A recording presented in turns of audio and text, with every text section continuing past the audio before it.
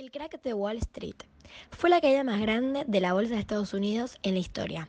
Al mismo le siguió la Gran Depresión. El miércoles 23 de octubre de 1929, los precios se desploman en el mercado de la bolsa de Nueva York. Esto genera conmoción entre los inversores, porque hasta ese momento los precios no habían parado de subir. El jueves 24 de octubre de 1929 es conocido como el Jueves Negro, en el que la bolsa de Nueva York se llenó de gente que en vez de querer comprar acciones querían venderlas. Esto ocurrió ya que los precios de las acciones bajaron abruptamente y esto hizo que cada vez más personas desesperadamente quisieran vender sus acciones y como consecuencia los precios seguían cayendo. Pero para entender la causa del crack tenemos que remontarnos a principios de la década del 20. Los años 20 fueron, en Estados Unidos, de crecimiento económico y aumento de la productividad. Las ganancias de la productividad fueron a parar al beneficio empresarial. Este auge en la economía se debió a que había finalizado la Primera Guerra Mundial, la cual favoreció, sobre todo, a Estados Unidos de una manera brutal, convirtiéndola en el principal proveedor de materias primas, productos alimenticios e industriales. También era el principal acreedor del mundo, y su influencia sobre Europa era enorme. Para costear la guerra, el Estado había emitido los llamados bonos libertad. Si pagabas por dichos bonos, el Estado te devolvería el precio de los bonos con intereses y por primera vez los ciudadanos vieron que podían obtener rentabilidad por sus ahorros. Como consecuencia de esto, Charles Mitchell, el presidente del National City Bank, viendo que se había generado un público con tendencia a invertir, crea bonos corporativos y acciones, y le dijo al pueblo que eran confiables y prácticos a la hora de invertir. Poco tiempo después, el resto de los bancos también empezaron a sacar nuevos productos financieros y se instala el compre ahora y pague luego. Todo el mundo podía acceder al crédito, desde un barrendero hasta el director de un gran banco. Una gran causa de esto fue la Reserva Federal creada en 1922, la cual determina una política de baja tasa de interés, promoviendo créditos baratos a toda la población, a todos los estratos sociales. Había un exceso de dinero en el mercado generando una burbuja inflacionaria y a la vez una borrachera bursátil. Esto quiere decir que todos iban a comprar acciones a la bolsa. El mercado del cual antes solo participaban expertos se ha abierto a todo el mundo. Así es como Mitchell abrió agencias de corretaje por todo el país. Estos eran lugares donde se podía invertir en bolsa y allí se proporcionaba un papel para dar validez a tu compra o venta. Este llegó al alcance de todo tipo de personas en Estados Unidos. También estaba muy de moda pedir dinero prestado. Y con ese dinero comprar acciones. Total, como la bolsa no paraba de subir, siempre salían ganando. De esta manera las acciones durante meses y meses no paraban de crecer. Y como consecuencia la gente decidía sacar más créditos, que como eran baratos no les importaba, y así comprar más acciones.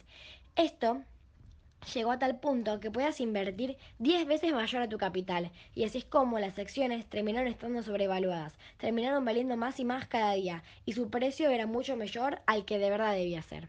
Muy lentamente algunos inversores se dieron cuenta de lo que los precios estaban inflando, y por eso deciden retirarse de la bolsa, y así es como poco a poco la tendencia se iba invirtiendo. La burbuja que había crecido por un exceso de la confianza de los ciudadanos, cuando esta confianza cae, ya no hay nada que hacer. El miércoles 23 de octubre de 1929, la bolsa sufrió un gran golpe a bajar en una sesión casi un 7%. Ese día fue solo un adelanto de lo que pasaría al día siguiente, el jueves 24, mejor conocido como Jueves Negro. Se trató de una furia vendedora, de manera que rápidamente se cursaron órdenes de venta por 1 millón de títulos. Las cotizaciones de esas acciones iban cayendo. Se llegaron a ofrecer paquetes de acciones a 1/3 de su valor, sin encontrar comprador. Los agentes de bolsa pedían desesperados las garantías para los títulos que antes se habían comprado a crédito, pero obviamente nadie podía cubrirlos.